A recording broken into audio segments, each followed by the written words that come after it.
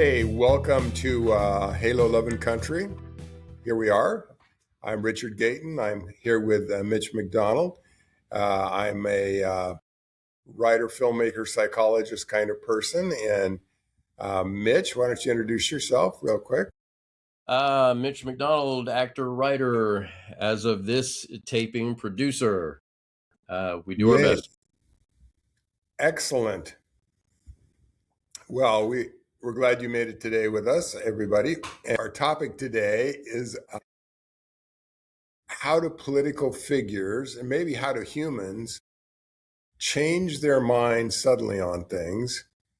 And how do humans, especially LGBTQ people who are under pressure not to come out, how do they decide to stay in the closet?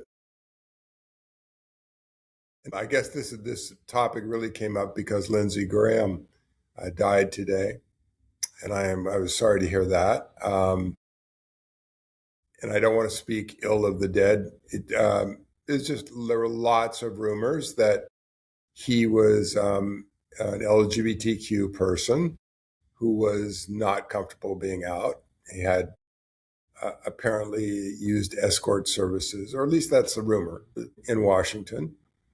He used male escort services. But if you look at his thinking and presentation, he at one point kind of was running against Donald Trump and described him in very negative terms. And then came to be one of his greatest supporters. You know, you saw that change of mind of some kind, and you kind of wonder if that's a change of core conviction or presenting a persona that you really don't believe yourself. You know, it's kind of and it's sort of a phenomena during the MAGA era. I mean, if you look at now, the phenomenon of Donald Trump was he was seen very negatively by J.D. Vance. He was described, what was he described as? I can't remember the term. I don't want to repeat. At one point, he did say that Trump was unfit. He had written an essay for The Atlantic, I believe, and that was around 2016, where he described Trump as heroin. I'll have to dig up the quotes that are associated to that, but he basically described him as a short-term solution to a long-term problem, an easy way to make yourself feel good, but not actually fix anything. He said he was unfit for the presidency. I'm sure there's a lot more. I was going to see if I can see that. And here we go. Vance had described himself as a never Trump guy. He called Trump America's Hitler, unfit for the presidency, and said that Trump was leading the white working class to a very dark place. That also hails from The Atlantic, is where I'm drawing.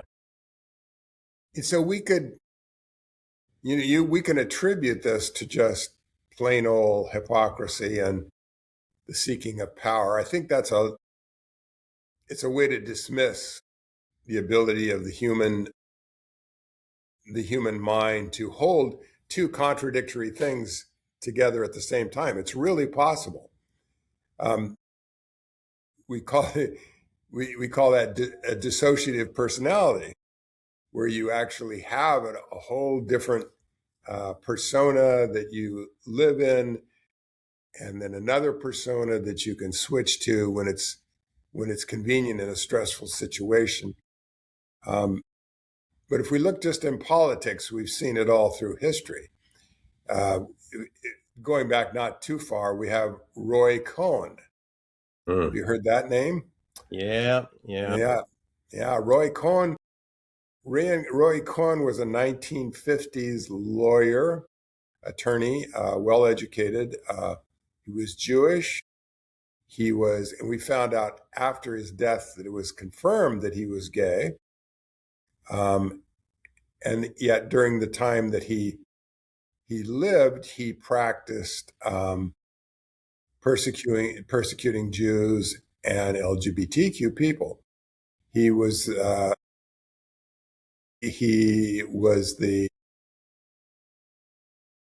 what would you call him? He was sort of the legal arm of the Army McCarthy hearings with Joseph McCarthy, where he went after and got people fired, got gay people fired in the federal government, and rooted out communists. Many of them were Jewish people who were maybe have been communist or not.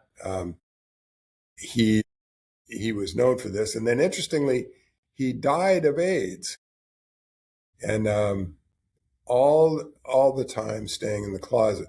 So you can see the damage that one can do to other people, and maybe, Mitch, you were talking about this. Maybe you could talk about what Lindsey Graham, maybe some of the damage that he did. He showed attempts to reach across the aisle and be more centrist, but in the end, he did a lot of damaging things to gay people. Can you talk about that a bit? And Well, the first, I'm gonna close off on Roy Cohn there, because honestly, I had forgotten about the McCarthy hearings portion of his life.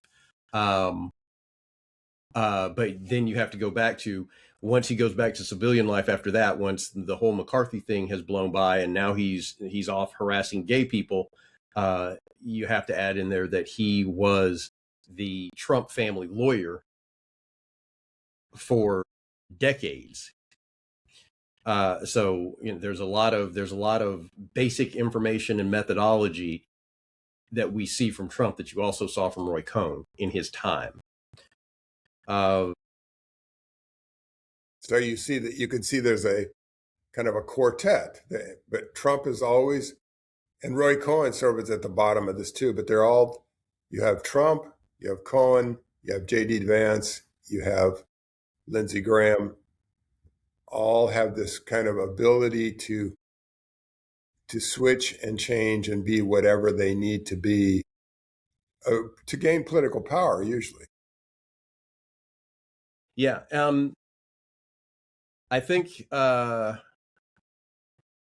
hold on. I'm losing track of a name here. Barney Frank. There you go. Barney Frank, Massachusetts, was our first openly gay legislator. He was in the House. He was a representative. And there's a quote from him that you have a right to privacy, but not a right to hypocrisy. And you're going to stand for what you're going to stand for. You're going to speak to the things that you believe are true. And I understand the context of why people feel like somehow LGBT people are somehow damaging their vision of America. I can see why they feel like people who are not like them don't fit in and shouldn't be allowed to fit in. I see where their head is at. But when you have those same people benefiting from the presence of those people, living within those people's worlds and taking something away from it, it becomes a problem. So you specifically mentioned Lindsey there. And so, yeah, you're right. There was a point in his career early on. I believe he served 4 terms. I believe that's what I read earlier today, that he had 4 terms in the Senate. And when he started out, yes, he was a little more centrist. He's from South Carolina. He was only going to be so centrist, but he was somewhat centrist. When Trump first came into our political picture in 2016, I mean, he was in it before that, particularly with his attacks on President Obama. But Lindsey Graham also said that Trump was unfit for the presidency. He called him a kook, and he said he was a criminal. And I personally, I have always assumed that Trump had blackmail material on Lindsey. There was never a time when, because Lindsey, after Trump became president, Lindsey's life didn't seriously change. It wasn't like he got extra committee positions. It wasn't like he suddenly became rich. It wasn't that, his opportunities expanded. But over time, he became a louder and louder and louder supporter of Trump. And that fractured on January 6th, which, that's right before the beginning of Trump's presidency. And Trump and Lindsey, to that point, had been leaning more and more towards him. And then you get right there and he stepped away. He basically just said that the things that he saw that day said that he could no longer support President Trump. And he said, I'm out, and he stepped away. But then almost immediately afterward, he came out saying something to the effect of the Republican Party could not move forward without Trump, which is just violently confusing, but okay. Well, it has a good reason. It sounds like a good reason, doesn't it? It has a sort of. Well, and I suppose it would sound better if he had, because I've never seen him say, in the same way that I was saying earlier that Vance was saying Trump is an easy solution to a problem, but he's not an actual solution to the problem. He's a short-term fix. I don't remember Lindsey ever saying anything about how Trump was helping the country outside of being a cheerleader, outside of constantly screaming about what a he-man Trump was, about how he was the greatest thing that ever happened to this country, about how he was moving this country forward. But there were never details with that. It was just, he's the greatest, and then move on to the next thing. He was, in his time, enabling a process that you had every reason to believe from his earlier positions he should have been against. In terms of direct harm to the country, you'd really have to look at his voting record about his resistance to LGBTQ rights, his defense of DOMA. I'm going to have to bring this back up and hunt down. Like over the course of Trump's time in office, we've seen like 4 big bills that were designed to push the LGBTQ community out of sight. I honestly, I feel like he's moving towards criminalizing them, but that he's moving towards criminalizing a lot of basic human functions. And Lindsey was right there supporting those things while busily hiding his own involvement in the community. And I have to say, okay, you pointed out, it's never been 100% presented, proven, shown that Lindsey Graham was gay.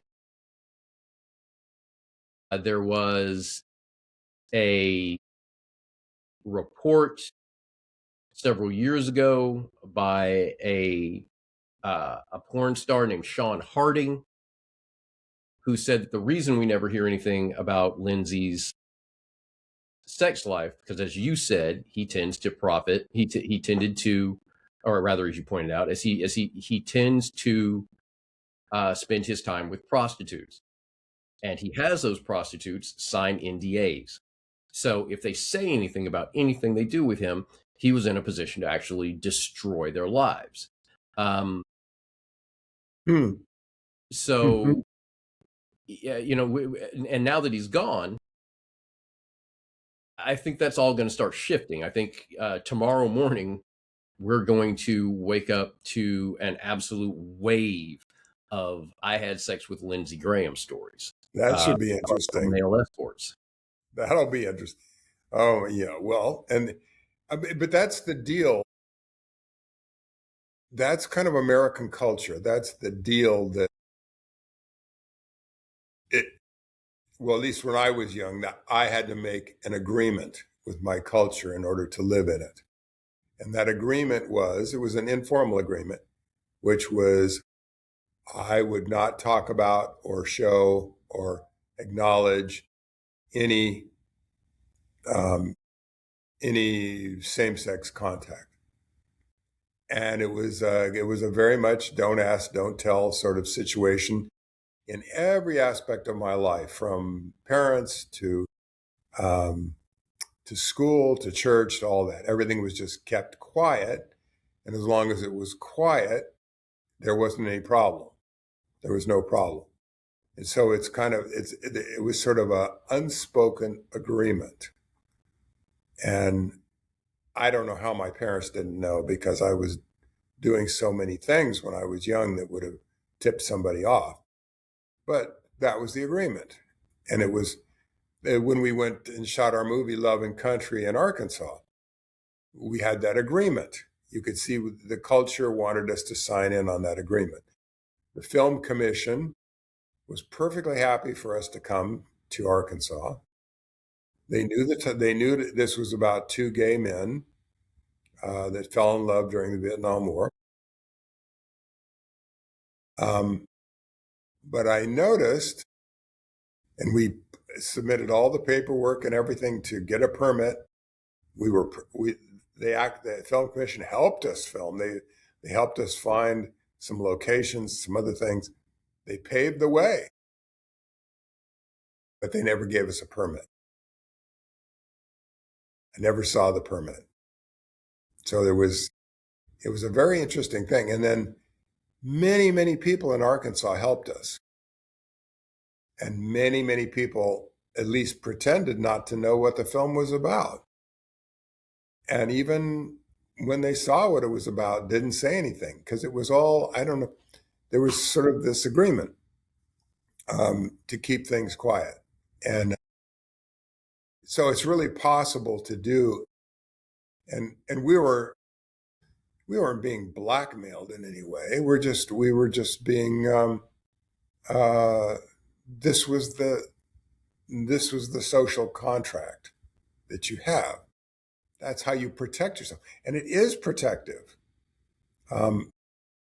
I just don't know what it would be like being completely out in Mississippi or Alabama or Arkansas. I don't know how it would be. I don't know how safe that would be. It certainly wasn't safe for me and my family. It wasn't safe, anything safe about it.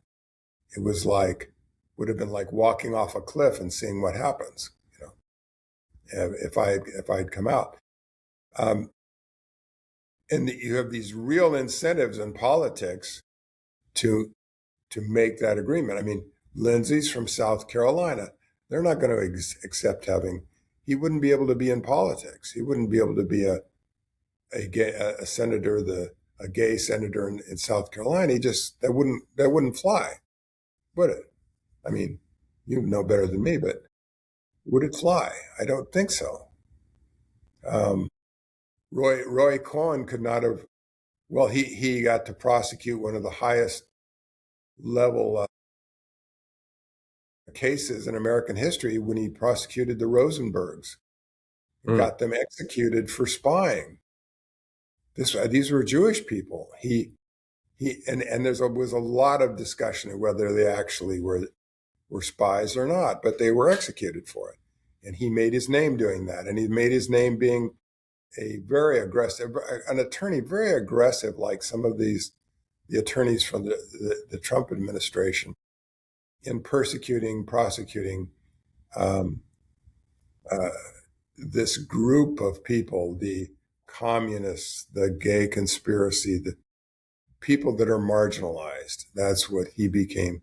It was a great deal of power in that for him, until his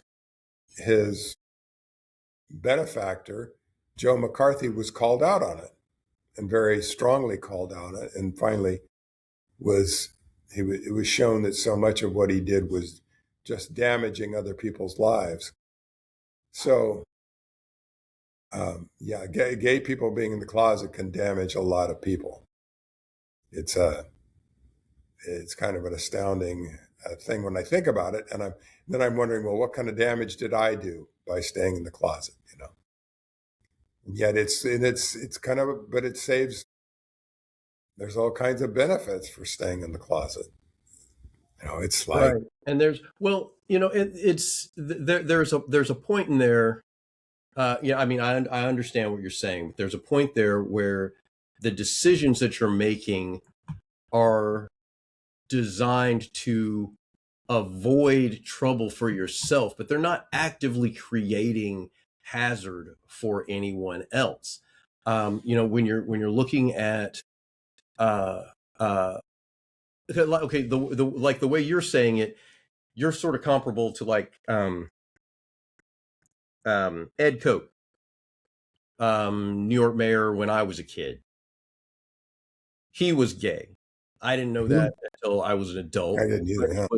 He was quietly he was quietly gay, but he was absolutely in support of the LGBT community in New York. 100% stood up for them. Be who you are, be out. Everybody should be proud of what makes them who they are, period. I didn't know that. But he was gay. He didn't admit it in his public life, but he was, and it was eventually revealed that that was the case. Okay, fine. He never got in anybody's way or slowed them down from living their life. But then you've got like Senator Larry Craig. When he was the one who they nailed him for solicitation in a bathroom. He said no, and he was putting his feet under the bathroom stall. Oh, that guy, yeah. Person next to him, yeah, and he said, "I have a wide stance on the toilet." That's what it. Oh, I remember that. I've forgotten that. That was great. Yeah. Okay, yeah, that guy, a Republican, maybe he's out of Minnesota. I'm not sure, but 100% a voter against women's rights, LGBT rights. He was not there for a community that this issue. I mean, he ended up pleading guilty to the charges, but then tried to reverse his plea, and then effectively he just went out of politics after that.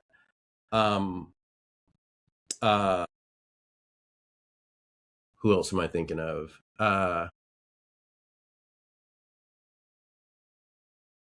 Well, to your point, when you break the contract, the silent contract, and what they used to, well, they still say, I think, in the LGBTQ community, silence equals death. When you make that deadly contract, we know the harm psychologically it does to people. I know that the harm it did to me. I know the harm it does to young people. But if we break the contract and come out, all kinds of things can happen that maybe you're not prepared for. Mm-hmm. Or you don't know if you live in the wrong kind of family. I mean, we know for a while there, I don't know if it's still true, LDS families would just put their boys on the street that were gay. Yes. If they wouldn't go to, but then they came up with the kind of camps and pressure situations to try to make them, fly right, get back follow the contract again, extreme harm to those young individuals. It's still happening. It's still happening all over the country. But so you're like measuring because every gay person that comes into this world makes an agreement to be silent in some level. At least they used to. I'm not sure now. Their younger generation, in some places, they're completely encouraged to be out and open, and that saves their lives, But in the places where the contract is still there, they're in danger. And we see people in power, then they can even do massive damage to other people by. I think you were saying to me off the air that Lindsey Graham, I'd forgotten that, had sponsored anti-LGBTQ legislation, right? Right. You know, he supported DOMA. He supported the repeal of don't ask, don't tell, so that you could once again throw people out of the military for being gay. You know, I mean, it was only a Band-Aid to begin with, but he was taking away even that. He voted in support of the Defense of Marriage Act that defined marriage as a state event between a man and a woman. He was absolutely not looking out for the community that he was quietly a part of. He had signed on the contract, and it's a pact with the devil, which means you give up your soul in exchange for earthly power, and for not getting. It's a tough contract, but if you're in the right family, in the right state, or the right city, or the right religion, you better sign on to that contract, or you're in danger. And then if you sign on to the contract, you've signed on for another kind of danger, which is that soul-crushing kind, where you cannot be true to yourself, and there's nothing worse for a person than that. It's you basically separate from your inner self, and what I did, I just became very, very depressed. What happened? I just cut off a whole part of myself, and I think my brother did it too. I think my brother died of alcoholism. He was LGBTQ and hated it, so he took on a new persona. He became he lived in the same environment I did. He took on a John Wayne character and took on sort of a semi-Southern accent. It was very interesting to watch as he went in the military and just learned to react in a whole way that was sort of hyper heterosexual. And then at one point he was involved in he beat up a gay person in a bar or something who came on to him. I don't even know all that happened. So it's like you make the deal, you make the contract, but then what comes of that? See, I'm wondering how happy Lindsey Graham was. I don't know. Maybe I think he found a kind of happiness in that. He was, I don't know, but he had no wife, he had no husband, he had no children. I don't know. He sort of spoke about girlfriends, but who were his friends? I mean, I know John McCain was sort of a friend, and Joe Lieberman was kind of a friend. But when you make that pact, and it's the dilemma. I mean, when it was some of our earlier broadcasts, if you look back, our friend that was an aircraft mechanic, in the served on an aircraft carrier. Candace Winters. Yeah, Candace. She lived a halfway out life in the military. I could not. I was in the Navy too, but I was not in a combat situation at all. And there was a community there. There was an LGBTQ community. I couldn't even be half out. But she was half out, and I think she suffered a lot from that. Because some of the people around her knew it. As she grew in rank and responsibility, she was persecuted, and she was even sexually abused. So it was like. Well, I don't believe that was Candace. Actually, I think that one. Unfortunately, we've only had two women on the podcast. The other being Cynthia Leonard, and she definitely dealt with sexual assault and general persecution for various different reasons. I think Candace did a much better job of shielding herself, but she definitely spoke to the idea that, as much as she loved that military community, as much as she loved that structure and that recognition, she did not enjoy having to bury that much of herself. And she, much like, and I'm sorry now, and I've forgotten his name, uh, Navy medic. Yeah. Yep, we know who we're talking about. Yeah. Dang it. Oh, I cannot remember his name. Well, he and Candace spoke of the same thing. They had a crew of people who were in the same boat as them, not in the same um, uh, sexual orientation boat, not the same aircraft vessel, but they were in the same position as them in terms of we have to hide who we are, but we can't do that all the time. And they found a pocket of people, a small group that they could be open with. Um, and that was how they survived it. You find somebody who is in the same position as you, and you commiserate, and you're close, and you have somebody you can be honest with, living that lie. And that's the weird position I have for Lindsey, is that if Lindsey Graham spent 60 years of his life hiding from every inkling of homosexuality, except when he finally couldn't do it anymore and he'd get somebody to sign an NDA and do all the things that he wanted to do. And Yeah.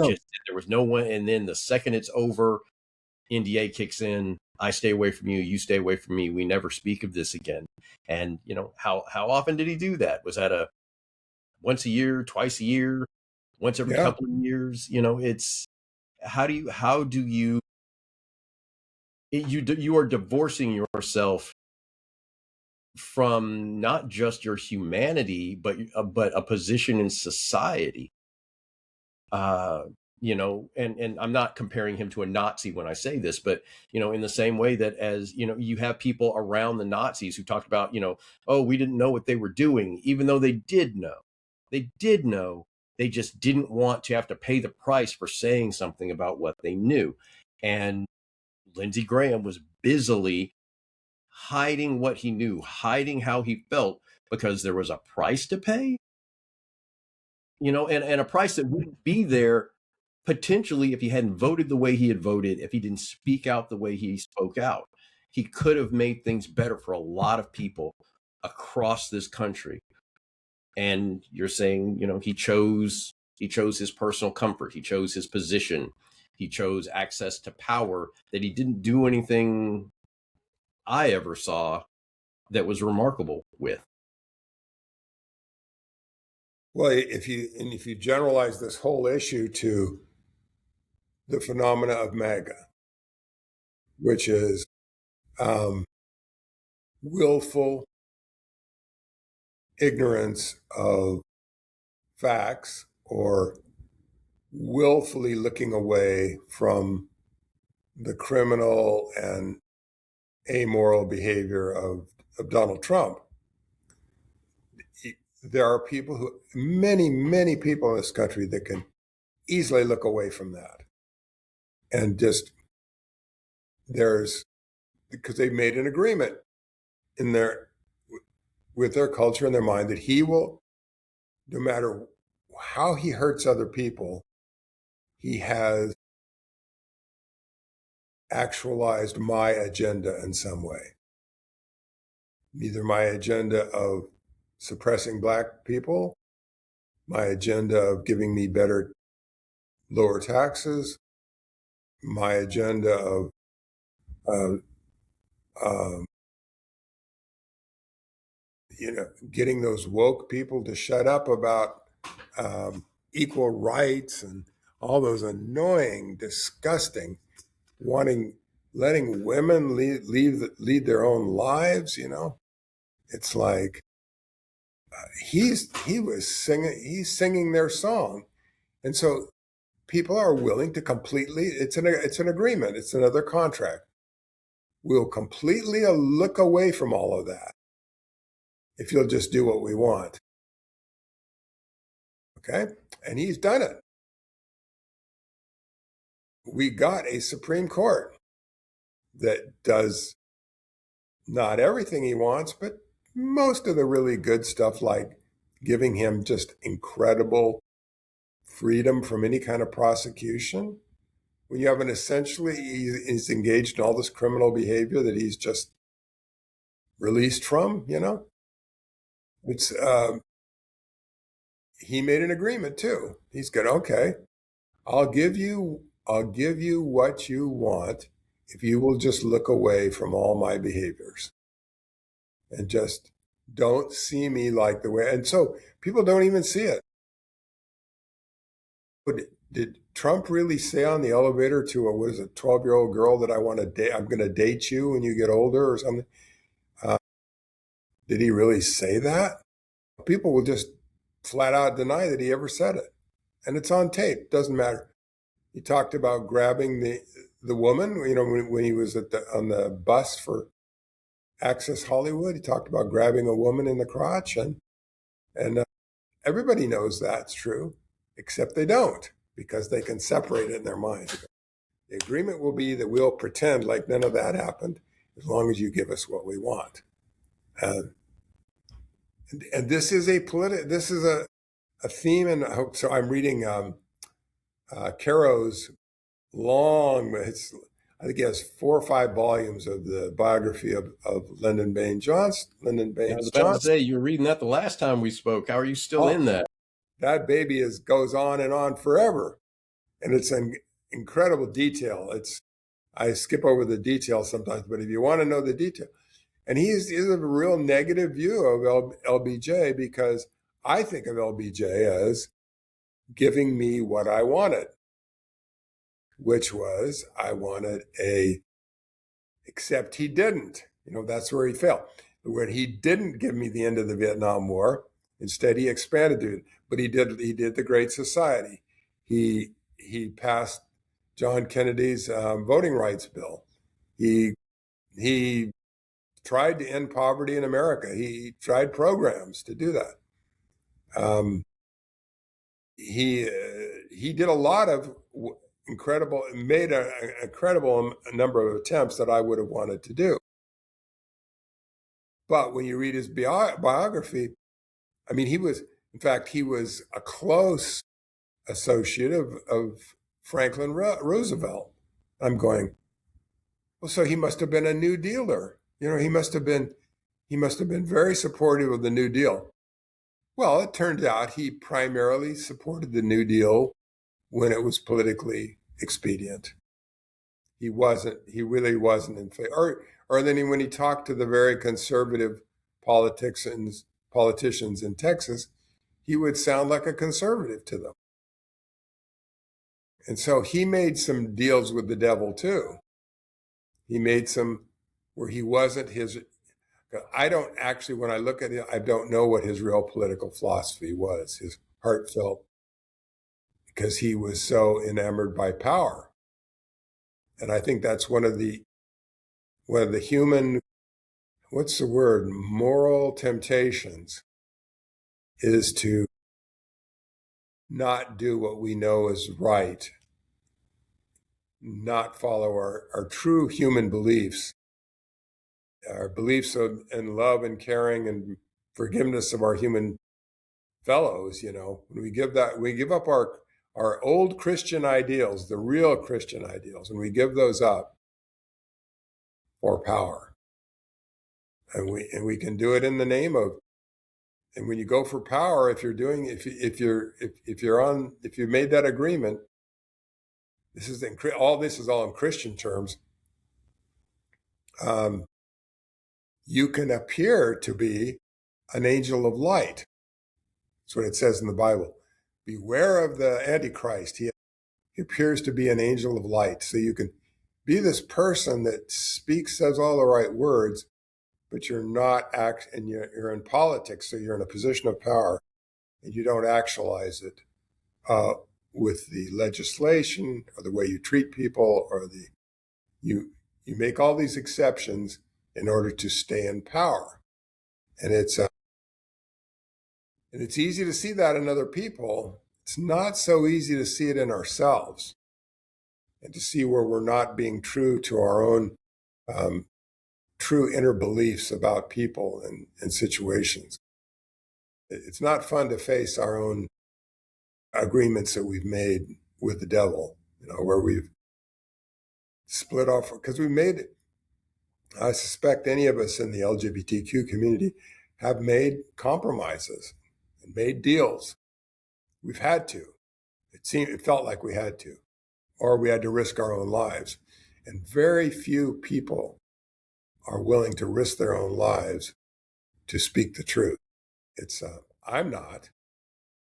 I mean, the only reason I'm able to speak now is because of all the work that hundreds of LGBTQ activists did. Many of them died because of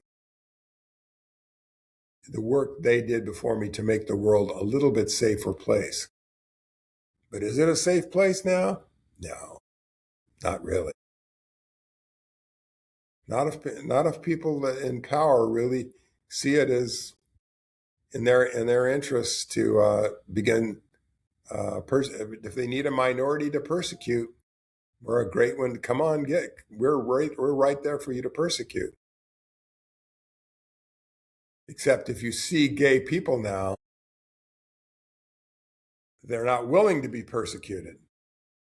If you see Black folks who are beginning to gain a little bit of power, a little bit of come out from the under the thumb of the racial oppression that we've had in our country, they're just saying, no, I'm not going to go. I'm not going to put up with it. I'm not going to be quiet. I'm not going to go back in the closet. I'm not going to say, yes, master, anymore. I'm not going to do it. And that, if enough people do that, I mean, what really made the gay movement take off was when, your brother, your sister, your mother, your child, they came out. They stopped following the contract. They said, no more. Not going to do it. This is the truth about who I am. And I'm really on the Christian thing today. It's Sunday. And as Jesus said, the truth will make you free.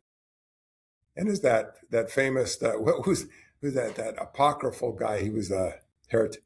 As Thomas said, it was the things, it's in one of the Gnostic Gospels.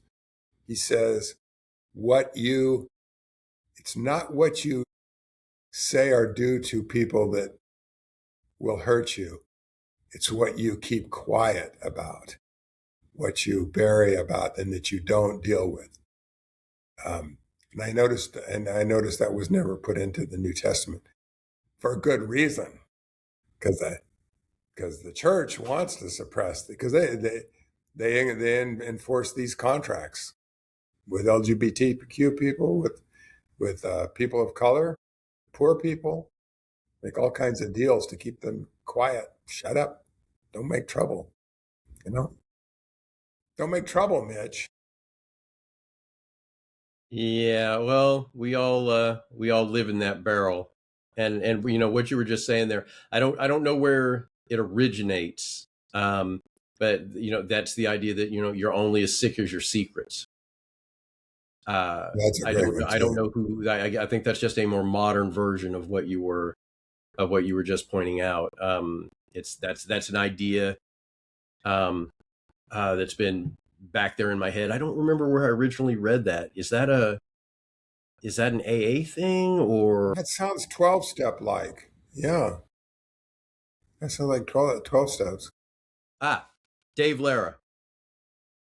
Apologies, Yeah. Sir, Lara, that it took me that long to log into your name, sir. Dave Lara was a Navy corpsman.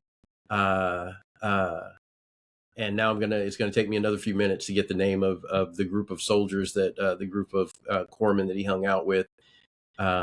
He has a novel where he talks about his experiences. Nonfiction book, I think. Yeah, nonfiction. Yeah, where he talks about his experiences within that group of young men, and it's escaping me right now. I'm sure I'll find it, and we're going to put that in the in the description at the end so everybody can get back to it. But yes, Dave Lara. Yeah, there's so much that I don't know. I was watching the TV show The Americans here recently. Old TV show, 90s, 2000s, I guess, older show. Anyway, the idea that people are so often so easily blackmailed, and it's not like that's the only, this is just a more recent show that I thought about it on, that people are so easily blackmailed over issues that it would have been just as easy to have turned on the people who were trying to blackmail them, or to just say, "Yep, that's right, that's what I did," and I'll face that music rather than be abused over it. It just doesn't. It's so hard to understand why people will accept maintaining their position that they're eventually going to lose. That secret is eventually going to come out. Other random quotes. You either die the hero or you live long enough to see yourself become the villain. And worst case scenario, you die and still become a villain.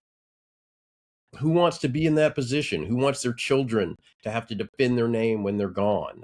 Get out in front of it, accept it for what it is, a thing that you did, and start trying to rebuild.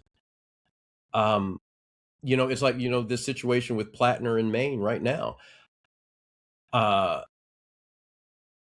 I'm not really willing to give him the benefit of the doubt in terms of, whether or not he did or did not do the things that he was accused of, because it's actually irrelevant. Whether or not he did them, they have cost him this current aspect of his career, and it's time for him to start rebuilding. It's time for him to start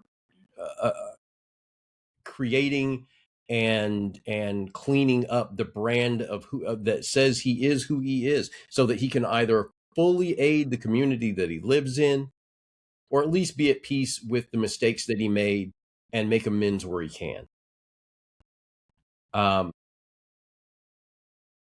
Yes. And he's partially done that. He admitted a lot of things, but then he didn't face it all, and he couldn't be public. And then there's facing it personally, and then there's facing it publicly. Not sure how much he actually, faced the Nazi tattoo, or how much he truly faced the woman that he forced sex on. And it's like, but when do any of us really, truly, in putting it in 12-step terms, in Al-Anon or AA or Narcotics Anonymous terms, how much do we all, it's a fourth step of the 12-step programs, which is looking at our moral deficiencies or the things we've done wrong. And then there's the whole problem that it's fully looking at it, being able to admit them. And then there's the next step, which is beginning to truly admit that to yourselves and to another person, and then to your higher power. It's like a process of really letting go and dealing with that. And to me, the fact that Plattner started on that process was admirable. Did it make him an unacceptable candidate because of the latest pariah? Yeah, I think it did. Made him unacceptable, at least to.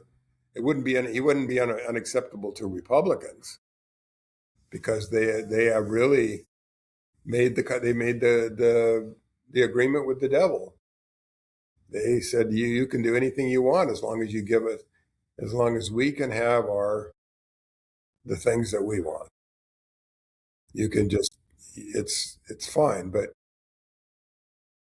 to the Democrats or the progressives' credit, at least they required something more of Plattner, which is okay. It's good.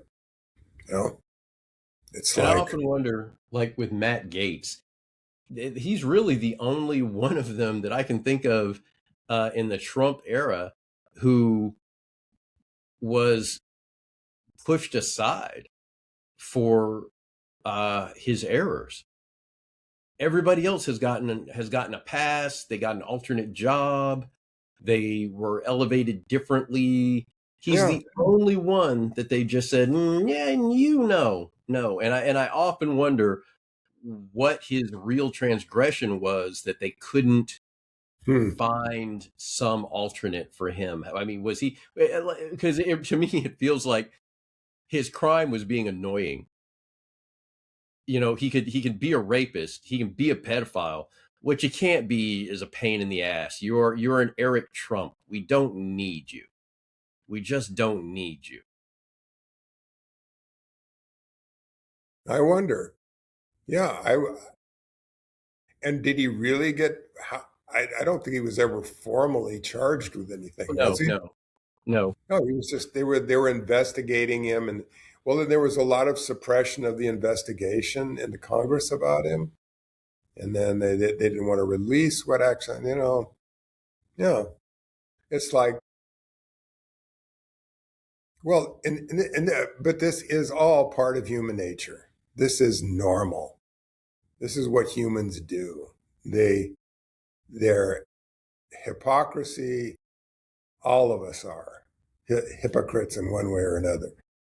It's when hypocrisy is taken in and made into whatever it is that we're being hypocritical about, is made into some kind of a virtue, and we begin to oppress other people with it.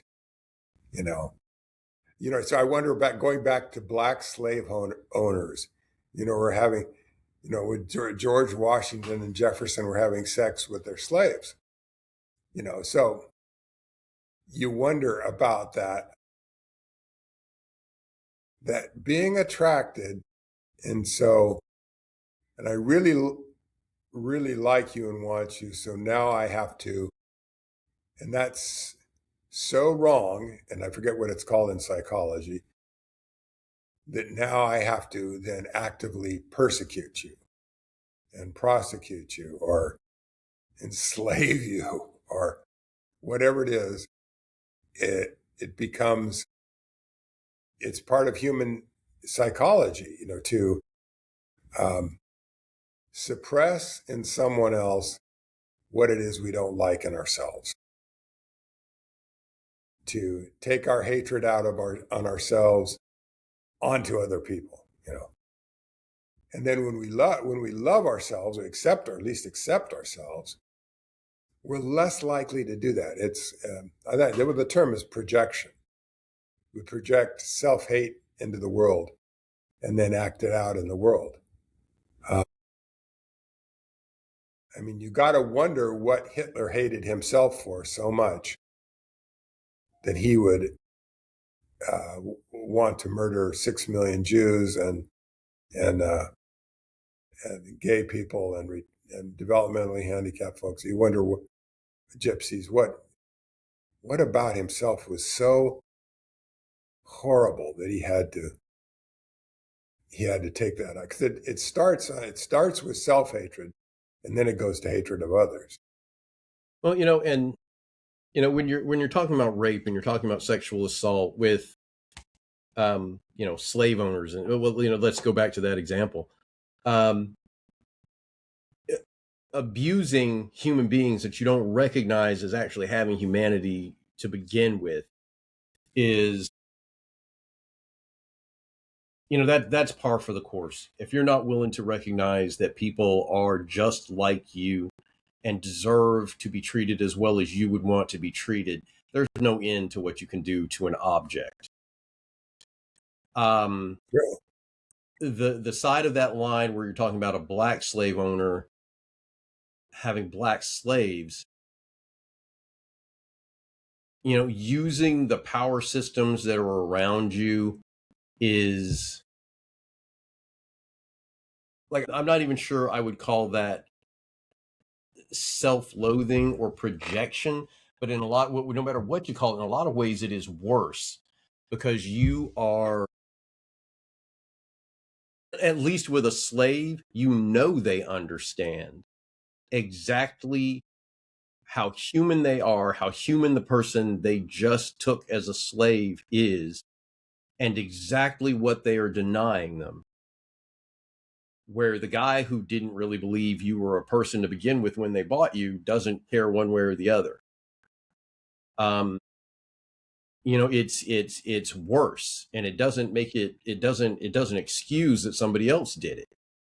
It's just a reality of, this is a thing that you did. Can you live with it? Because the rest of us have to deal with it. Yes. I'd like to think that, anytime you have that situation, like the idea that, Washington and Franklin had slaves and they remained slaves even after the Declaration of Independence. I think I justified those things when I first heard them by saying they were probably better to their slaves. Like, it's not like they didn't set them free, but they may have treated them better. Maybe they gave them better surroundings. Maybe they received better clothes. Maybe they treated them like people, even though they were not willing to give them the full weight of their humanity. They still treated them like something better. And that is absolutely a just violent effort at justification for the wrongs of people that you want to believe could have done better, or that should have done better. Our country only it's in as good a place as it is because they did as good a job as they did. Yes. Making the Constitution what it was. Yes. And yes. we have been able to fight toward it could be so much worse. Could be so much worse. Yeah. With very little effort, it could have been so much worse. So it's a bad spot to be in, but one day it will be a better spot. We just have to fight through this to get to that. Yeah. And keep I don't know how much we're ever going to perfect human nature. I think that's the brilliance of the founding fathers and mothers, the people that made America happen, is that they understood human nature to some extent. They understood the greed and the power hungry aspect and the blindness of humans, and tried to at least moderate it with the checks and balances of our country, whether the courts and the legislature and the president had relatively equal powers, at least on paper. And the whole idea was that they were to counterbalance each other. They were to at least curb the tendency towards evil in the human mind. It was to maybe curb it a bit. There was an attempt, sort of a weak attempt, to deal with slavery, but they couldn't yet. And so they made a compromise, which delayed the freeing of the slaves. But it created something else, created a system that maybe would eventually free the slaves, but it didn't. No, it took a war to free the slaves. It was like, our system is totally imperfect as humans are, and but it can become a justification to say, well, it's not perfect, but it's the best system around right now, and that's good, yeah. And yet, as you were saying, but we're working on it, and we're continuing. We're not going to give up because we see an authoritarian like Trump, and we see a lot of people engaging in willful ignorance. We're not going to give up.